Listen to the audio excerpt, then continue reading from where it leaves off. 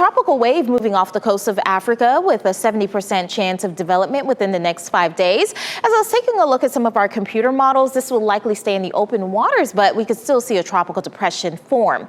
Switching gears now and talking about the climate. And while we don't want to attribute Ian to climate change just by looking at this one storm, we can take a look at the ingredients, and what we're seeing is that sea surface temperatures have warmed about a degree within the 100 years, and having some very warm sea surface temperatures, that provides energy for those storms to rapidly intensify. Remember, rapid intensification is when a storm goes from about a category 2 to a 3 and a 4 very quickly. We've seen that with Katrina, Harvey, Sandy, and Maria, and we're seeing that number grow over the last several years.